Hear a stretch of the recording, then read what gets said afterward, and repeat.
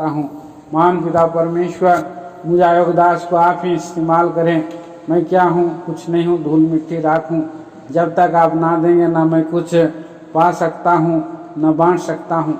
तो मुझे भी आपकी आत्मा की अधीनता में, पवित्रता में आओगे पिताजी बना करके आओगे। जब लूका 12:12 के अनुसार आप ही स्वर्ग से और विचार दे करके आप प्यारे प्रभु जी क्रूस के ऊपर में जो जयवंत हुआ, जय जयकार की ध्वनि आपने लगाई है, उसके लिए हम प्यारे प्रभु आपका धन्यवाद कर सके। प्यारे प्रभु जी उसके द्वारा हम पिताजी बल पा सके और हमें प्रभु जी आप दया करें। इन वचन भाग को जो पढ़ा उसको आशीष करें और जो विचार आपने यहाँ दिया है उसको प्रकट करने में सहायता करें। महिमा मान गौरव इज्जत दे करके प्रार्थना मसीह यीशु के नाम में सुने, स्वर्ग राज में ग्रहण करें। आमीन। तो यहाँ पर जो हम देखते हैं भजन संहिता 18 अध्याय में दाऊद का एक अनुभव, उसका गीत बन गया है। 2 पद में हम पढ़ते हैं, यहोवा मेरी चट्टान और मेरा गढ़ और मेरा छुड़ाने वाला है, मेरा ईश्वर मेरी चट्टान है जिसका मैं शरणागत हूँ। तो यहाँ पर हम देखते हैं प्रियो 2 बार कहता है कि यहोवा मेरी चट्टान है और मेरा ईश्वर मेरी चट्टान है। तो हमारा प्रभु का प्रेम और उसकी दया को हम चखे हैं, परंतु हमें जो हमारा प्रभु को एक चट्टान के रूप में जानना है, एक चट्टान के रूप में पहचानना है। हम देखते हैं प्रिय भाई बहनों, हम इस्राएली लोगों के इतिहास को, तो जब वे मिस्र के गुलामी से छुटकारा पाए हैं तब तो परमेश्वर उनके साथ साथ चला और वो साथ साथ चलने वाला मसीह प्रभु था। और कैसा बन करके उसने चला था?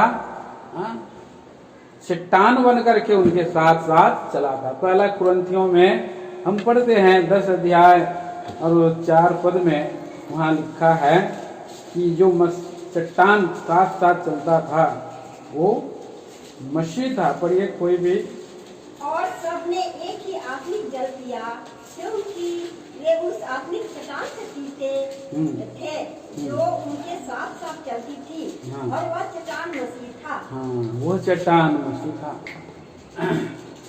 ये जंगल में थे इस्राएली लोग, और ये सुनसान में भी हमने पढ़ा, कोई भी हरियाली नहीं, कोई छोटा पौधा नहीं, बड़े बड़े चट्टाने और सूखी भूमि, रेतीला रेगिस्तान में।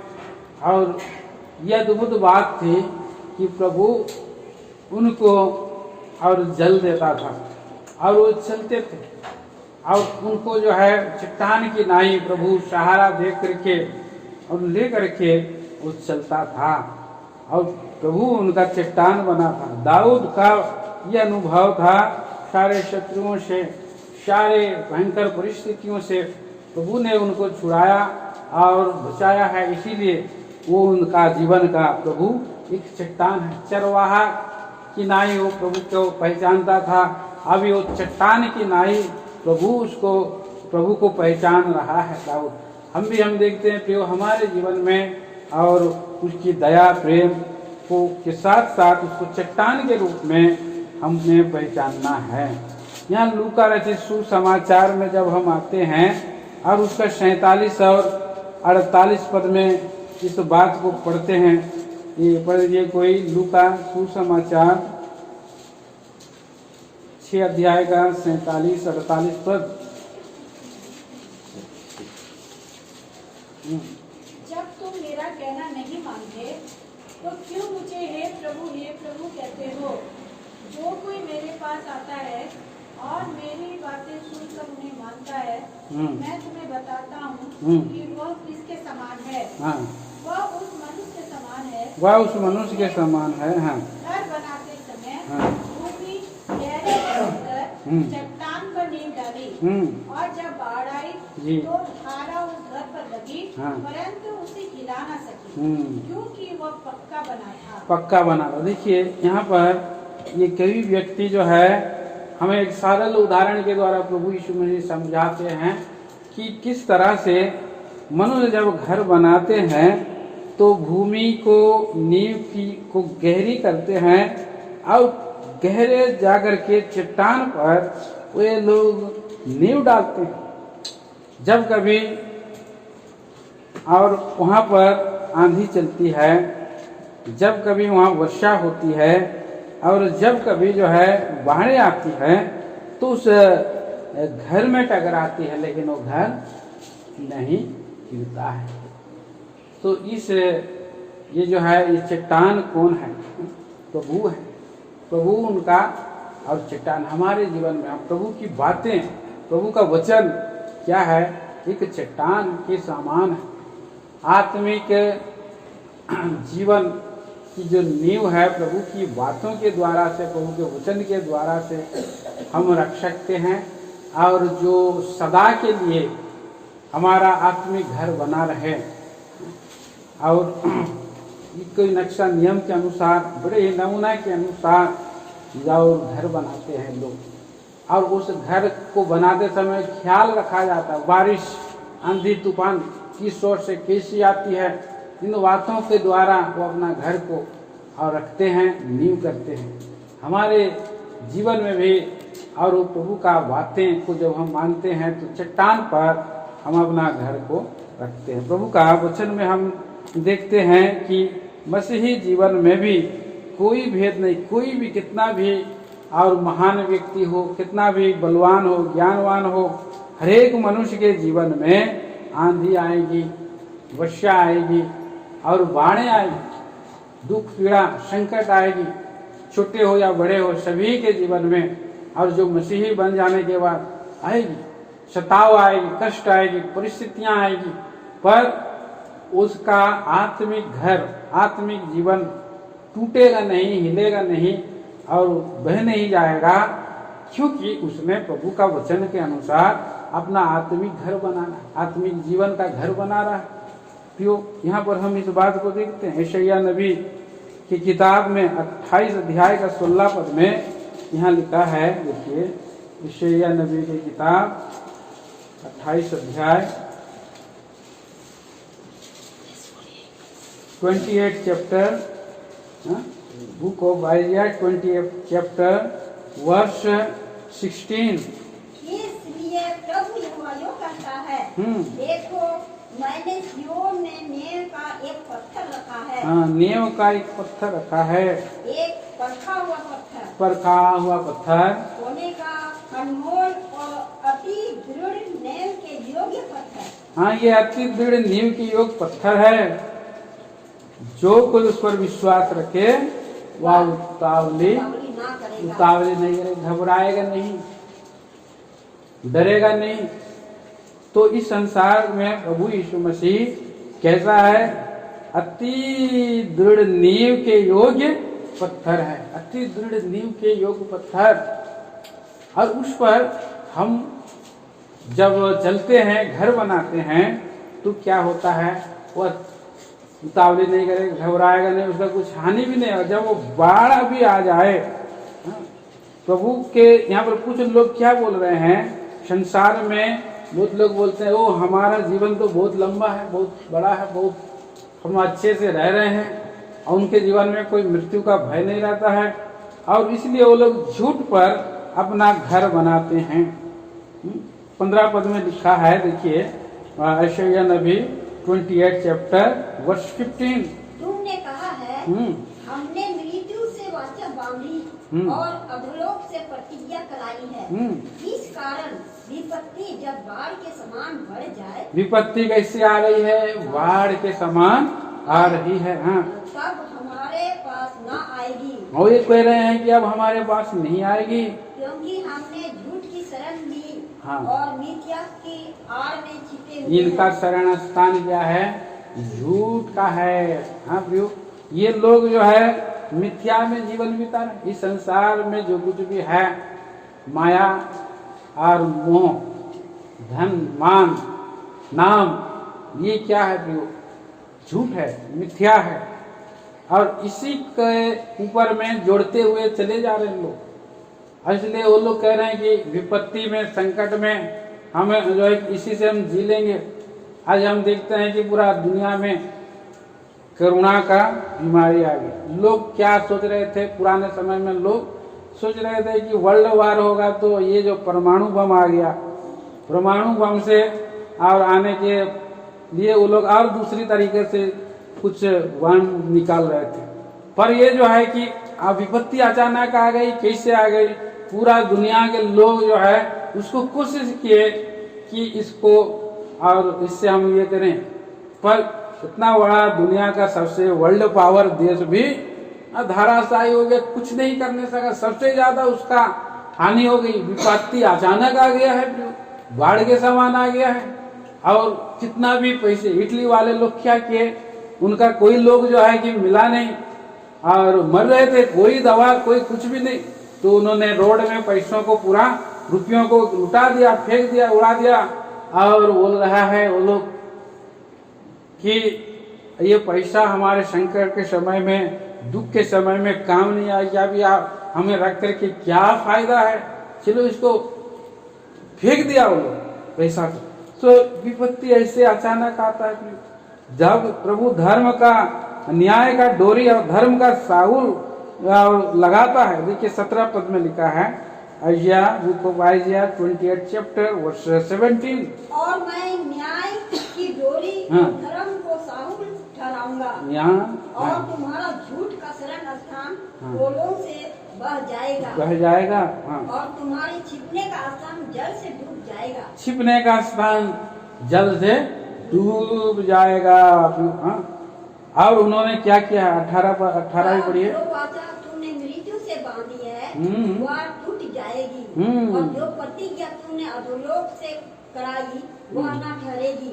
जब विपत्ति बाढ़ के समान बढ़ जाए तुम उसमें डूब ही जाओगे, डूब ही जाएगा, बाढ़ के समान आ जाती है।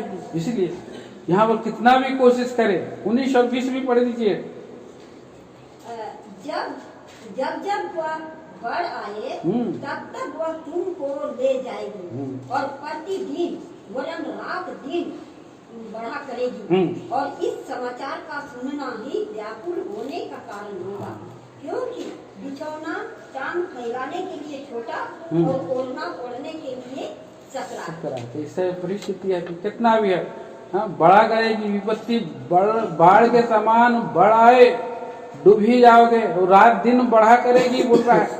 ये विपत्तियां एक बाद एक के बाद एक नया निकल के आ रहा है। विपत्ति, महाविपत्तियां आ रही है, महाक्लेश आ रहा है, परमेश्वर का क्रोध आ रहा है, और कितना लोग करे तो भी उनका जीवन में बस नहीं है। जैसे ठंडी में एक मनुष्य एक छोटा सा चादर या गमछा ले करके अपने आप को ढांकेगा, ना पाँव ढक पा रहा है, ना सर ढक पा रहा है, और बिछौना क्या करेगा, छोटा हो जाएगा। बिछौना ओढ़ने के लिए पाँव, टांग को ये करने के लिए छोटा हो जाएगा, ऐसे परिस्थिति। सो ऐसा इस संसार में वो लोग शरण लिए हैं, मिथ्या की नींव लिए हैं। जो व्यक्ति और प्रभु का वचन के अनुसार नहीं चलता है, वो अपना घर कहाँ बनाता है, बालू पर अपना घर बनाता है, बालू पर अपना घर बनाता है, और वो बाढ़ और आंधी में खत्म हो जाता है, टूट जाता है। प्रभु यीशु मसीह है जो एकमात्र क्या है, वो सच्चा नींव है। पहला कुरिन्थियों की पत्री 3 chapter verse 11, first Corinthians 3 chapter verse 11 पढ़िए।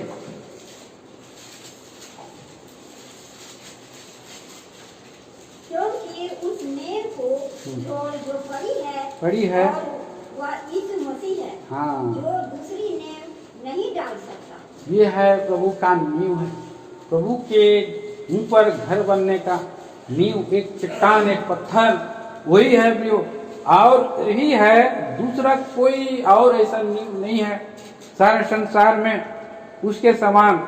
अब जितना भी आंधी वर्षा बाढ़ आए तो भी उसको हिला नहीं सकता है।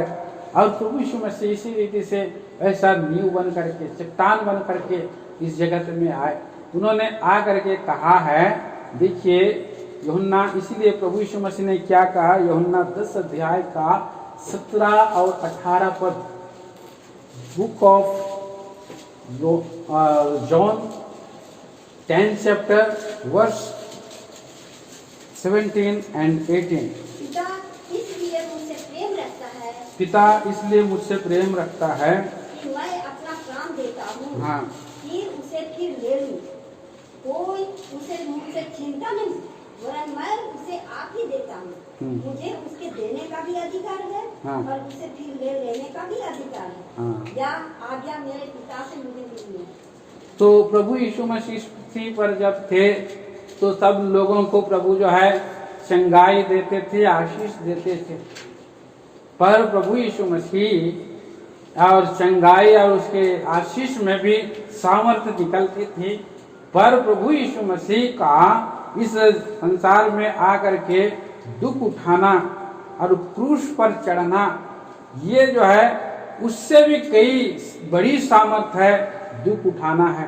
प्रभु यीशु मसीह के पास इतना शक्ति थी कि वहाँ कहते हैं कि मैं अपना प्राण देता हूँ और उसे फिर ले लूं, कोई उसे मुझसे छीनता नहीं, मैं उसे आप ही देता हूँ। मुझे देने का भी अधिकार है और उसे फिर ले लेने का भी अधिकार प्रभु के पास, उसके पास इतनी सामर्थ्य है। फिर उसी बड़ी सामर्थ्य से उसने दुख सहने के लिए अपने आप को और इस जगत में इस संसार में, क्यों कितना बड़ी सामर्थ्य उसके पास है। देखिए यहाँ पर हम पढ़ते हैं और यशायाह नबी की किताब उसके 50 अध्याय, book of Isaiah verse chapter 50 verse 2 and 3 पढ़िए।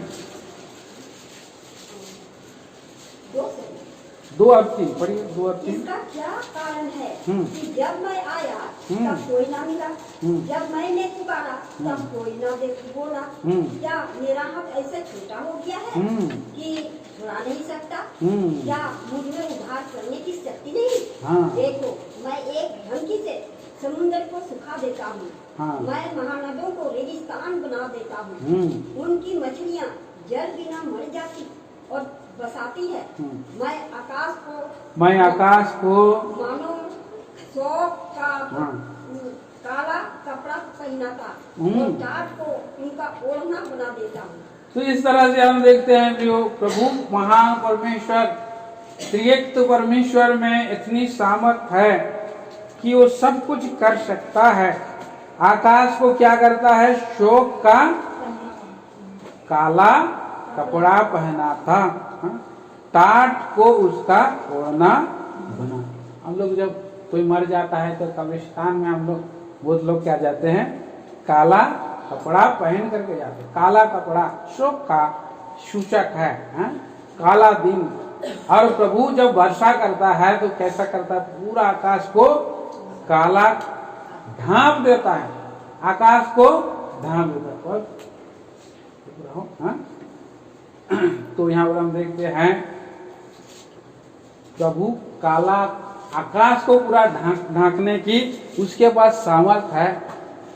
पर उसने दुख उठाने का जो निर्णय उसने लिया, अपना चेहरा को नहीं ढांका। फिर अपना चेहरा को क्या करने के लिए उसने दे दिया है? देखिए यहाँ पर पढ़ते हैं और 6 पद में लिखा है, मैंने मरने वालों को अपनी पीठ और गालमोच लोचने वालों को, मैंने अपने मारने वालों को अपनी पीठ और गालमोच लोचने को अपने गाल किए। अब अपमानित होने और उनके झुकने से मैंने मुंह न छिपाया। मुंह उसने नहीं छिपाया। किस लिए? क्योंकि हमारा प्रभु हमारे जीवन में उद्धार करे। इसलिए प्रभु यीशु मसीह जब आए तो पतरस जब आखिरी रात, हम देखते हैं कि देखिए मत्ती रचित सुसमाचार में हम जब पढ़ते हैं, मत्ती रचित सुसमाचार में 26 अध्याय में 52 पद से हम पढ़ सकते हैं। मत्ती रचित सुसमाचार तो 52 पद से पढ़िए, 26 का 52 से 54 तक।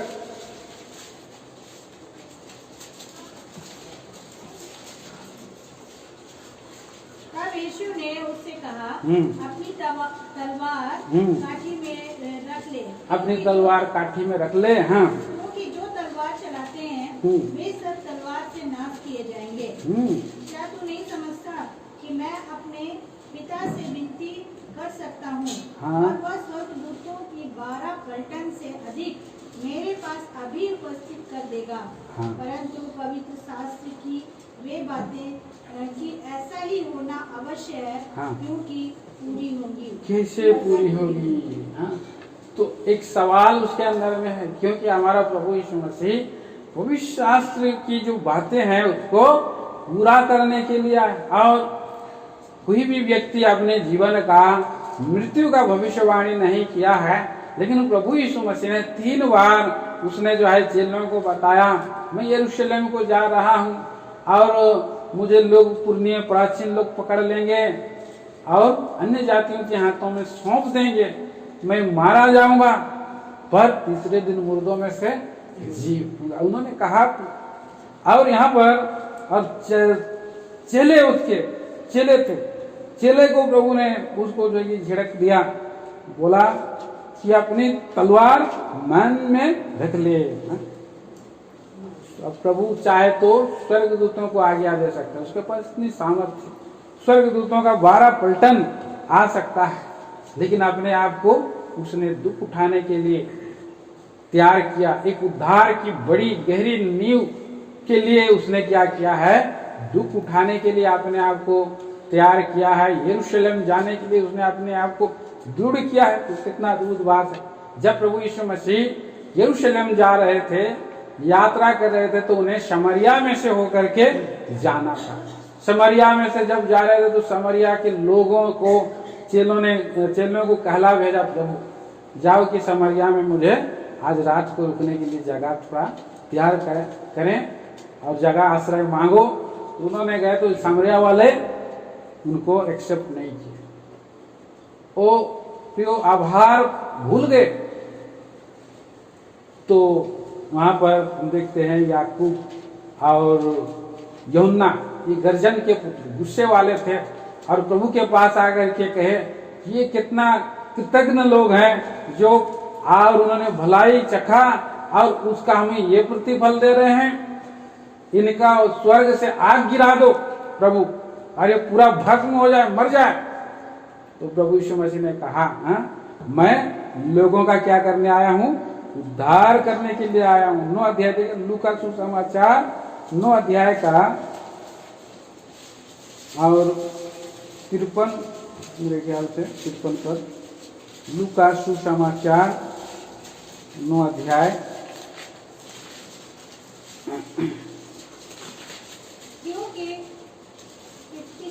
हाँ 55 पढ़िए। हाँ, परंतु उसने फिर कर उन्हें डांटा और कहा, तुम नहीं जानते कि तुम कैसी आत्मा के हो, क्योंकि मनुष्य का पुत्र लोगों के प्राणों को नाश करने नहीं वरन बचाने के लिए आया है। लोगों के प्राण को बचाने के लिए प्रभु यीशु मसीह दुख उठाया। दूसरा गांव में लोग चले, छोटी हो या बड़ी हो, हर काम प्रभु इस संसार में आए और मेरे लिए, आपके लिए। और उसने जो है दुख में गए और गहरी नींव उन्होंने जो है कि और डाली है। हमारे व्यक्तिगत जीवन में भी प्रिय भाई बहनों, हम देख सकते हैं कि हम भी जो है गहरी नींव डाल सकते हैं।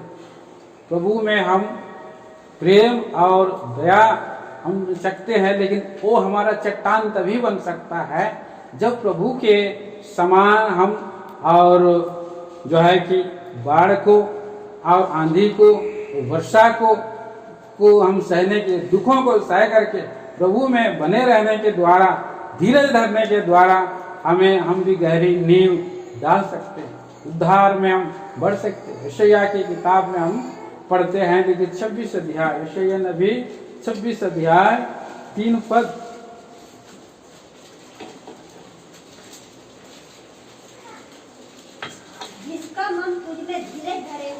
जिसका मन तुझमें धीरज धरे हुए है, चित्त पूर्ण शांति के साथ रक्षा करता है, पूर्ण शांति के साथ वो रक्षा करता है। क्योंकि वह मुझ पर भरोसा रखा। हाँ, क्योंकि वो भरोसा रखता है। और 4 पद भी, यहोवा पर सदा भरोसा रख, यहोवा पर सदा भरोसा रख, क्योंकि प्रभु यहोवा सनातन चट्टान है। हाँ, तो सनातन चट्टान के ऊपर में हमें भरोसा रखने के लिए हर काम को, हर दुख तकलीफ पीड़ा को प्रभु के सामने में जब हम रख देते हैं, बोझ रख देते हैं, तो वो हमें क्या देता है?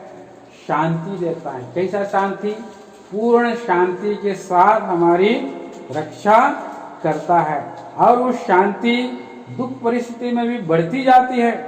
कैसे बढ़ती है? नदी के समान उसकी बातों को जब हम मानते हैं तो बढ़ा करती जाती है। फिर देखिए हमारे जीवन में जब क्लेश आएगा, दुख आएगा, तो हम सोच रहे हैं प्रभु में हम हैं और इधर उधर नहीं ताक रहे हैं, तो हमारे जीवन में वो नींव गहरी डाल रहे हैं और वो बढ़ते जा रही है, शांति भी बढ़ेगी।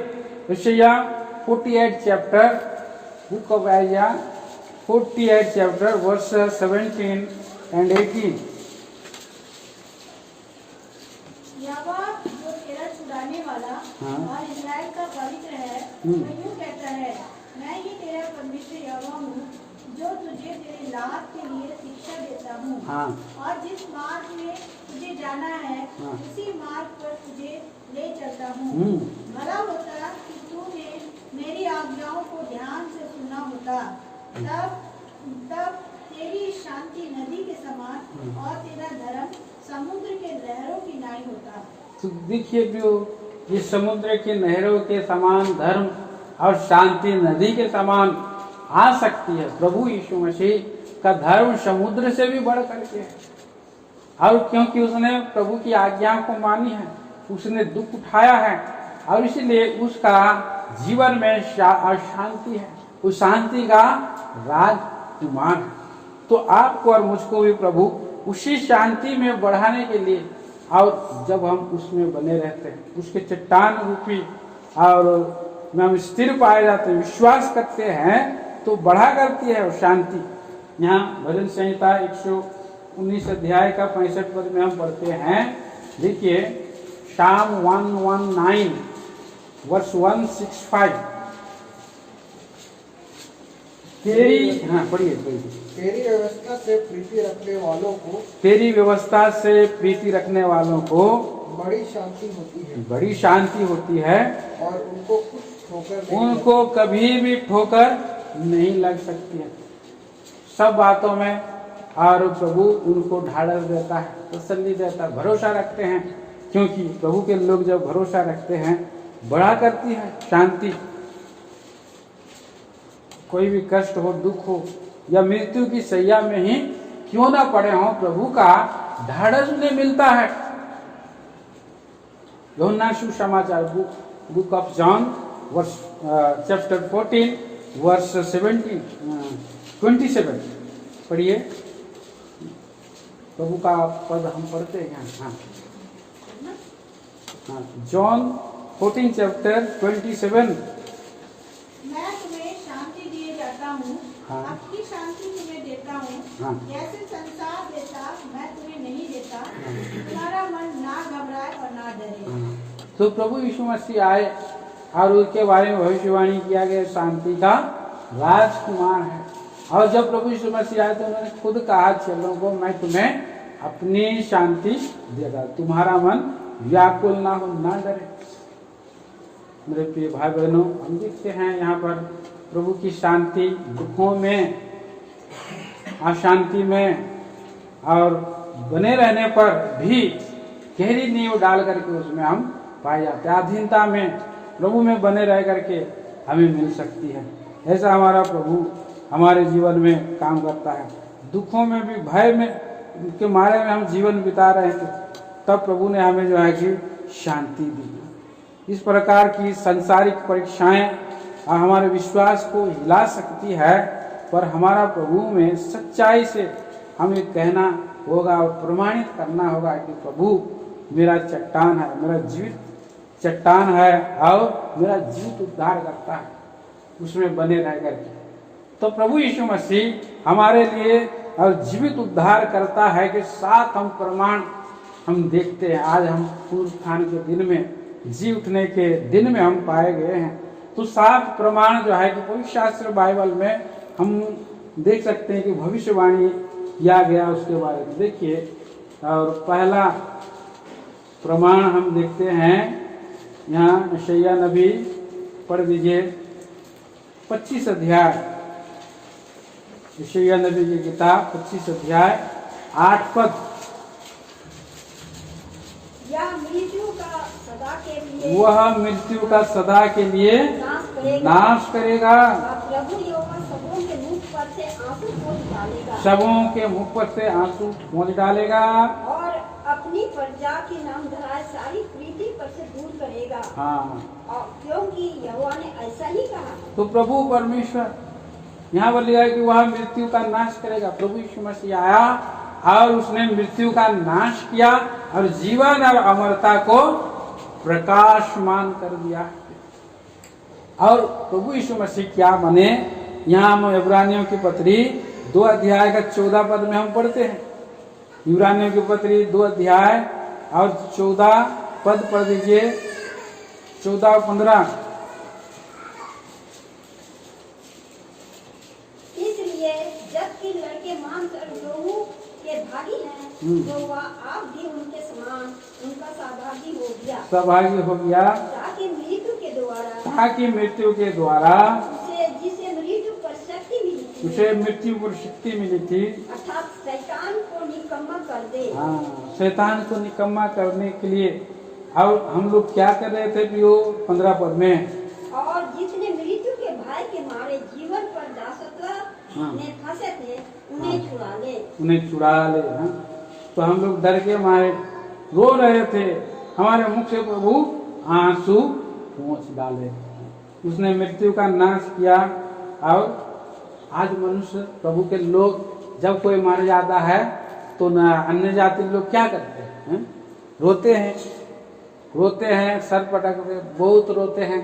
लेकिन प्रभु के लोगों के अंदर में एक आशा आ गई और उनके अंदर में क्या हो गया, आंसू को प्रभु ने अंदर से पहुंच दिया। रोना दुख तो है, पर उसमें भी प्रभु शांति दिया है। अन्य जाति लोगों के पास आशा नहीं है कि उनके समान हम शोक करें। हमारा प्रभु ने हमारे आंखों को, आंसू को क्या किया, उसने पहुंच दिया है। कितनी बड़ी बात है। ये मृत्यु को प्रभु ने क्या किया, निगल लिया बोलता है। मृत्यु को उसने निगल लिया है। यहाँ हम पढ़ सकते हैं 1 कुरिन्थी 15 अध्याय और 54 पद में लिखा है, जैसे आदमी रोटी खाना निगल लेते हैं, खा लेते हैं, वैसे ही जय ने मृत्यु को निगल लिया बोलता है। पढ़िए 1 कुरिन्थी 15 अध्याय 54। और जब यह नाशवान अविनाशी को पहन लेगा, हाँ, और यह मरणहार अमरता को पहन लेगा, तब वह वचन जो लिखा है पूरा हो जाएगा। हाँ, मृत्यु को जय ने, हाँ, जय ने मृत्यु को निगल लिया। कितना प्रभु ने अद्भुत रीति से, इस सबसे बड़ी और शत्रु है मृत्यु। मृत्यु के ऊपर दूसरा हम और प्रमाण देखते हैं, उसने मृत्यु के ऊपर विजय दिया। मृत्यु के ऊपर विजय और उसका है। और कुलुस्सियों 2 अध्याय का उसके 15 पद में हम पढ़ते हैं, सारे प्रधानताओं और सारे अधिकार, सारे हाकिम, मृत्यु पर शैतान को अधिकार था, क्या किया उसने। कुलुस्सी 2 का 15, 14, 15 पढ़ सकते हैं। और विजयों को वाले, हाँ, जो हमारे नाम पर और हमारे विरोध में था, हाँ, मिटा डाला, हाँ, और उसे क्रूस पर कीलों से जड़कर सामने से हटा दिया। हाँ, और उसने प्रधानताओं और अधिकारों को ऊपर से उतार कर उनका खुल्ला तमाशा बनाया, और क्रूस के द्वारा उन पर जय जयकार की ध्वनि सुनाई। जय जयकार की ध्वनि। क्रूस के ऊपर में विजय को हम देखते हैं, अद्भुत विजय है। जो कोई भी व्यक्ति मृत्यु के ऊपर में जय नहीं पाया है, केवल प्रभु यीशु मसीह मृत्यु पर जय पाए। प्रमाण हम देखते हैं लूका 24 अध्याय का 2-3 पद में, कब्र क्या है? खाली है। कब्र खाली है और बहुत सारे लोग आज भी देखने जा रहे हैं दूसरों का कब्र में, जहाँ बड़ा बड़ा लोग, आगरा में भी एक बड़ा कब्र है, लोग देखते हैं, अब जाते भी होंगे तो अंदर सड़ाहट निकलेगी। लेकिन प्रभु यीशु मसीह क्या किया है? वो कब्र में से तीसरे दिन जी उठा है, ये उसका प्रमाण है। और चौथा प्रमाण क्या है? स्वर्गदूतों ने गवाही दिया, स्वर्गदूतों ने कहा कि यीशु मसीह जी उठा है। पढ़िए लूका 24 अध्याय 5 पद। जब वे डर गई और धरती की ओर मुंह झुकाए रही, तो उन्होंने उनसे कहा, तुम जीवते को मरे हुओं में क्यों ढूंढती हो? वह यहाँ नहीं है, परंतु जी उठा है। स्मरण करो कि उसने गलील में रहते हुए तुमसे कहा था, अवश्य है कि मनुष्य का पुत्र पापियों के हाथ में पकड़वाया जाए और क्रूस पर चढ़ाया जाए और तीसरे दिन जी उठे। तो इस तरह हम देखते हैं कि वो जी उठा बोल के से स्वर्गदूत गए। जब जन्म हुआ तभी स्वर्गदूत बोले कि हमारे लिए एक उद्धारकर्ता जन्मा है। अभी जब चला गया और जी उठा तब भी जो है कि अपने चेलों को उसने जो है कि स्वर्गदूतों ने कहा। और प्रभु यीशु मसीह जी उठाया का प्रमाण हम पवित्र शास्त्र में देखते हैं कि अपने लोगों से भेंट किया और ढाढ़स दिया। 10 बार उसने जो है अपने चेलों पर प्रकट हुआ और 10 बार उसने पुनरुत्थान की शक्ति का भेद को बताया। हर बार जब जी उठा तो हर बार जो है कि उसने और भेद को बताया और उसका पुनरुत्थान का सामर्थ्य का भेद को बताया। पहली बार जब जी उठा तो कौन किसको पहले दिखाई दिया? हम सभी जानते हैं किसको? मरियम को दिखाई दिया है ना। यूहन्ना सुसमाचार उसका 20 अध्याय में हम देखते हैं और उसके 16 पद में, और मरियम ने देखा और उसने देख करके कही रबुनी, मतलब हे गुरु, हे गुरु। प्रभु यीशु मसीह उस समय स्वर्ग नहीं गए थे और प्रभु यीशु मसीह तुरंत जो है और हट गया, मुझे मत छू, मुझे मत छू, क्योंकि अभी मैं मेरे पिता के पास नहीं गया हूँ। और अपने मेरे और भी बोल दो, जाओ भाइयों को बोलो, क्योंकि मैं मेरा परमेश्वर और तुम्हारा परमेश्वर के पास जा रहा हूँ, मेरे पिता और तुम्हारे पिता के पास जा रहा हूँ। अब तक लोग प्रभु परमेश्वर को पिता नहीं कह सकते थे, लेकिन प्रभु यीशु मसीह अब मर करके जी उठने के बाद लोगों को यह तसल्ली दिया कि स्वर्गीय पिता न केवल प्रभु यीशु मसीह का पिता है, पर मेरा और आपका भी पिता बन गया है। इतना बड़ा मान प्रभु ने वहां पर एक नया रिलेशन बनाया। और इस तरह से स्वर्ग में जाने के बाद फिर दूसरी बार उसने और कुछ स्त्रियों को प्रकट किया, बहनों को। मत्ती के 28 अध्याय का और 8 और 9 पद आप देख लीजिएगा, हम समय की कमी से नहीं देखते हैं। वहां पर आए और लोगों ने जो है कि स्त्रियों ने उसको झुक करके प्रणाम किया, दंडवत किया, क्योंकि उसको छूने दिया। और एक पल में और थोड़े समय में स्वर्ग जाकर के प्रभु आ गए। क्यों? क्योंकि वो पुनरुत्थान की देह में और था। तब फिर उसके बाद हम देखते हैं कि वहां 2 चेलों को दिखाई दिया। लूका सुसमाचार 24 अध्याय और उसका 22 से 24 पद तक हम जब पढ़ते हैं, अब उनको वो कहा, वो लोग चिंता करते हुए जा रहे थे, उनके अंदर में शंका था, डर था। और वे लोग जो है कि भौतिक छुटकारा की बाढ़ जो रहे थे।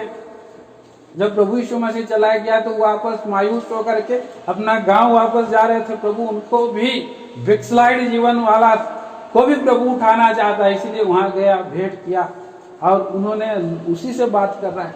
और सुबह सुबह स्त्रियां लोग गए थे, ऐसे ऐसे बात हो गया और किसी ने कहा कि वो तो कब्र में नहीं है, जी उठा है बोल के, पता नहीं ये सच है कि नहीं है बोल रहे हैं। और फिर उसके बाद हम देखते हैं और चौथा जो बार प्रकट हुआ, किसके ऊपर में प्रकट हुआ? ये से पतरस के ऊपर में, पतरस के ऊपर में प्रकट हो गया है। लूका 24 अध्याय और 36 पद में हम देखते हैं, लूका 24 का 36। ये बातें कर ही रहे थे हाँ। कि वह आप ही उनके बीच में आ खड़ा हुआ और उनसे कहा, तुम्हें शांति मिले। 24 अध्याय में गलत बोला,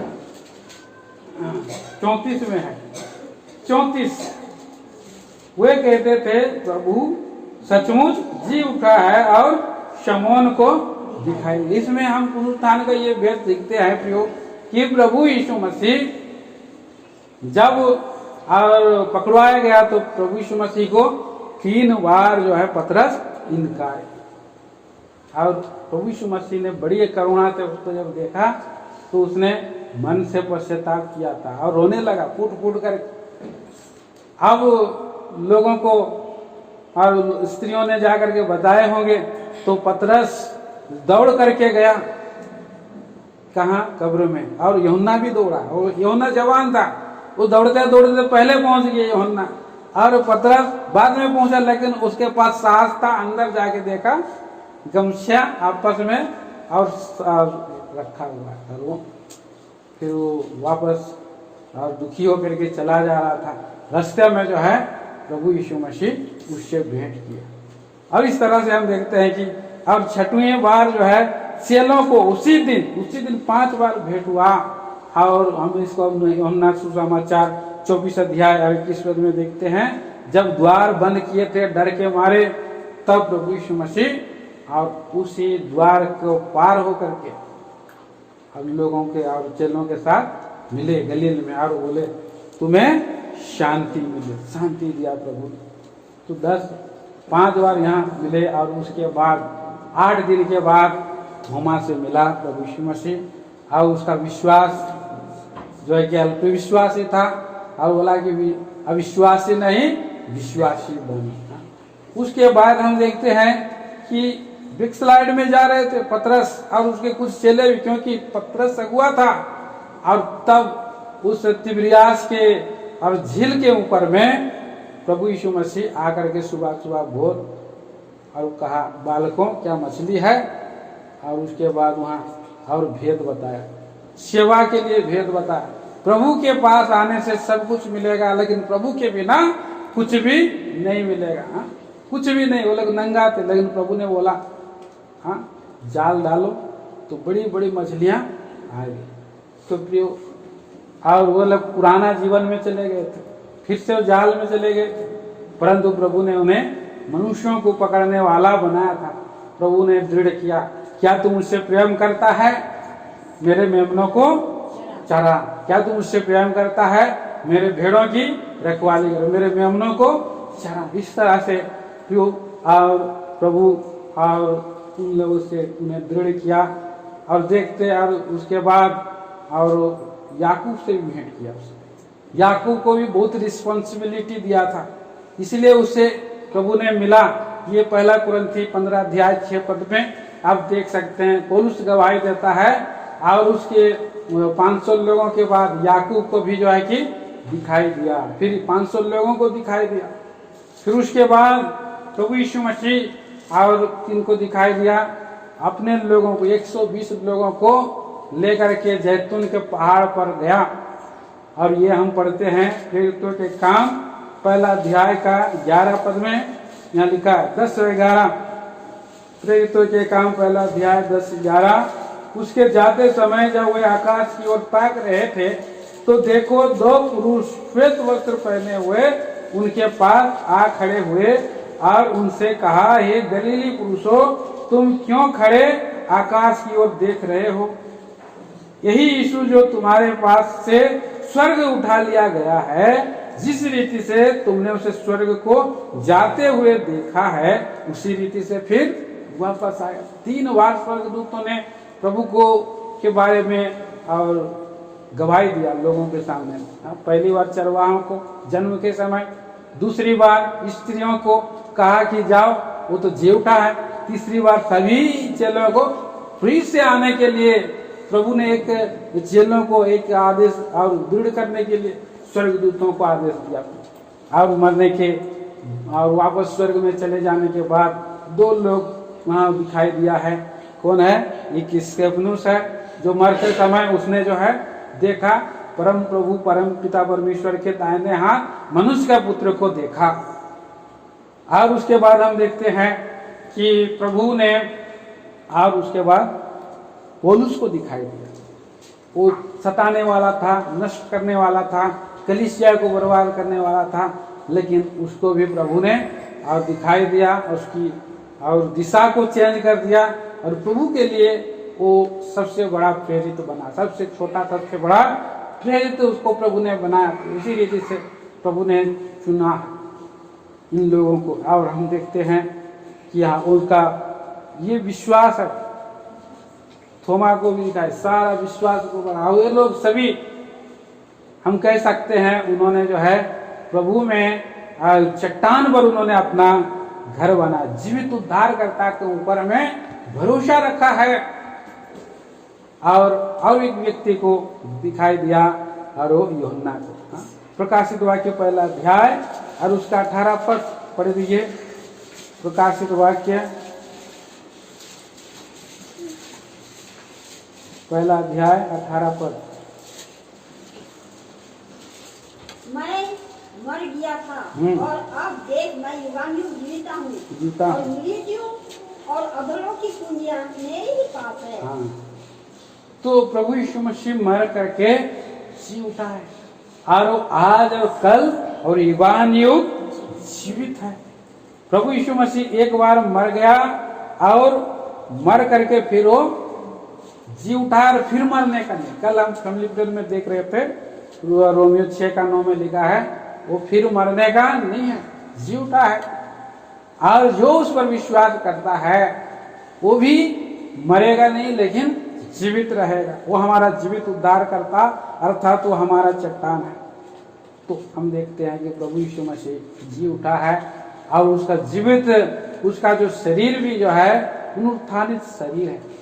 इसलिए उसका शरीर जब पुनरुत्थानित शरीर था, मांस और हड्डी का भी था, तो अद्भुत शरीर है। दीवार के उस पार भी जा सकता है, कहीं भी जा सकता है, लूका 24:21 के अनुसार। और फिलिपी 3:21 के अनुसार वो महिमा युक्त वाला शरीर है, महिमा से भरा हुआ और रूप को बदल सकता है। और रोमियो की पत्री हमने 6 अध्याय के 9 पद में देखते हैं वो अमरत्व देह है, मरने का नहीं मतलब अमर वो देह हमको प्रभु देने वाला है। अब ठोस दीवार को भी वो आत्मिक देह हमको दिया है। पहला कुरिन्थी 15:44 में जो और स्वाभाविक देह वो ही जाती है, आत्मिक देह जीव वो स्वाभाविक नहीं आत्मिक देह है, इसलिए ठोस दीवार में भी जा सकता है और तुरंत और कहीं पर भी आ सकता है। कोई भी कुछ बोले तो सुन सकता है, इसलिए थोमा की बात को भी उसने सुना। तो इस तरह का ये देह प्रभु पाया हुआ और ये देह जो है और प्रभु जो है इस तरीके से हम देखते हैं। तो प्रभु यीशु मसीह पिता की शक्ति के द्वारा जिया, पुनरुत्थान हुआ है। पिता के पास इस शक्ति से प्रेरित 2 अध्याय का 23 और 24 पद में पढ़ते हैं कि किस प्रकार से मृतक में से जी उठा है। पिता ने उसको क्या किया? मरों में से जिला है। और दूसरा हम देखते हैं प्रभु यीशु मसीह के पास स्वयं भी शक्ति था। ये यूहन्ना 2 अध्याय का 19 में देखते हैं कि कोई मेरा प्राण देता नहीं, मैं खुद दे रहा हूं और खुद उसको ले रहा हूं, क्योंकि यह अधिकार मुझे पिता ने दिया है। अब तीसरा पवित्र आत्मा के द्वारा वो जी उठा है। पिता पुत्र पवित्र आत्मा के द्वारा जो पुनरुत्थान की मृत्युओं में से जी उठने की शक्ति है। पहला पत्रस 3 अध्याय का 18 में हम देखते हैं कि आत्मा के भाव से वो जिलाया गया है। तो इस तरह से ये आत्मा की शक्ति है, पुनरुत्थान की शक्ति है। प्रभु यीशु मसीह उसी शक्ति से हमें लगातार जो है कि अगुवाई करना चाहते हैं। इस संसार में जो सबसे बड़ी शक्ति क्या है? पुनरुत्थान की शक्ति। संसार में बड़ी बड़ी शक्तियां हैं। विनाश करने के लिए परमाणु बम है, यूरेनियम है, अनेक प्रकार को जो नष्ट करते हैं, लेकिन जीवन देने वाली शक्ति कौन है? पुनरुत्थान की शक्ति। प्रभु यीशु मसीह के पास है और वो शक्ति जो है मृत्यु के ऊपर में विजेता है। पहला कुरिन्थी पत्री 15 आखिरी में 1-2 पद और पढ़ेंगे। पहला कुरिन्थी और उसका 15 अध्याय और 55 और 56 पद पढ़िए। हे मृत्यु तेरी जय कहाँ रही? हे मृत्यु तेरी जय कहाँ रही? हे मृत्यु तेरा दंड कहाँ रहा? तेरा डंग कहाँ रहा? हाँ, मृत्यु का दंड पाप है और पाप का बल व्यवस्था है। और आगे, परंतु परमेश्वर का धन्यवाद हो, परमेश्वर का धन्यवाद हो जो हमारे प्रभु यीशु मसीह के द्वारा हाँ। हमें जयवंत करता है। जयवंत करता है। प्रभु यीशु मसीह हमें उस जयवंत बनाने के लिए, इसीलिए प्रभु ने प्रियो हमारे जीवन में हम देखते हैं मृत्यु की शक्ति को उसने नाश करके जी उठा है। ये पुनरुत्थान की सामर्थ जब हम प्रभु में आते हैं, विश्वास करते हैं और उसकी इच्छा के अनुसार जीवन बिताते हैं। प्रभु का वचन में लिखा है, और होशे की पत्री पढ़िए, होशे की किताब पत्री में 14 अध्याय का 13 पद। होशे 14 अध्याय 13 वचन।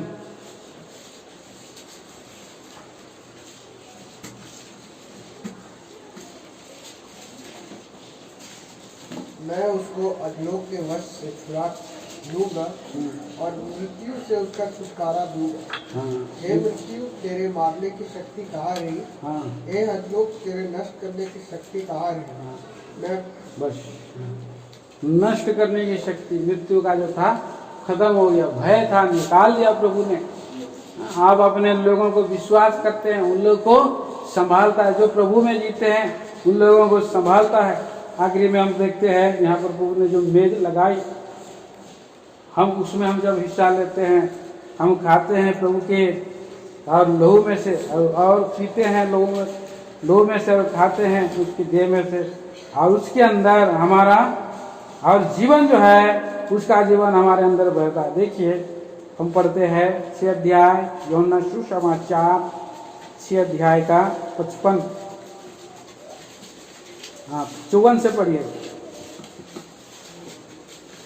यूहन्ना सुसमाचार 6 अध्याय 54 पद से, जो मेरा मांस खाता और मेरा लहू पीता है अनंत जीवन उसी का है और उसमें और उसे अंतिम दिन फिर जिला उठाऊं। तो जो हम प्रभु में और प्रभु की इच्छा में हम जब जीवन बिताते हैं तो प्रभु के मेज में हम योग रीति से भाग लेते हैं, तो अभी कैसे जिला उठाए। देखिए आइए पढ़ेंगे पहला कुरिन्थियों की पत्री आखिरी में 11 अध्याय। पहला कुरिन्थी 11 चैप्टर, आइए 23 पद से हम पढ़ते हैं और उसका 28 पद तक और बारी बारी से पढ़ेंगे। क्योंकि यह बात मुझे प्रभु से पहुंची और मैंने तुम्हें भी पहुंचा दी कि प्रभु यीशु ने जिस रात वह पकड़वाया गया रोटी ली और धन्यवाद करके से तोड़ी और कहा, ये मेरी देह है जो तुम्हारे लिए है, मेरे स्मरण के लिए क्या करो। इसी रीति से उसने बिहारी के पीछे कटोरा भी लिया और कहा, यह कटोरा मेरे लहू में नहीं वाचा है, जब कभी पियो तो मेरे स्मरण के लिए यही किया करो। क्योंकि जब कभी तुम ये रोटी खाते और इस कटोरे में से पीते हो तो प्रभु की मृत्यु को जब तक वो ना प्रचार करते हो। इसलिए जो कोई अनुचित रीति से प्रभु की रोटी खाए या उसके कटोरे में से पिए वह प्रभु की देह और लहू का अपराधी ठहरेगा।